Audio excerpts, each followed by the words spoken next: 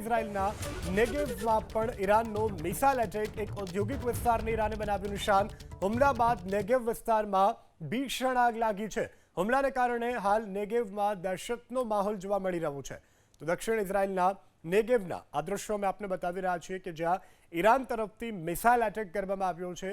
એક ઔદ્યોગિક વિસ્તારને ઈરાને નિશાન બનાવ્યું છે. હુમલા બાદ નેગેવ વિસ્તારમાં ભીષણ આગ લાગી, જેને કારણે અનેક લોકોને તેની અસર પહોંચી છે. હુમલાને કારણે હાલ નેગેવમાં દહેશતનો માહોલ જોવા મળી રહ્યો છે. ઇઝરાયલના નેગેવમાં પણ ઈરાનનો મિસાઇલ એટેક, એક ઔદ્યોગિક વિસ્તારને ઈરાને બનાવ્યું નિશાન. હુમલા બાદ નેગેવ વિસ્તારમાં ભીષણ આગ લાગી છે. હુમલાને કારણે હાલ નેગેવમાં દહેશતનો માહોલ જોવા મળી રહ્યો છે.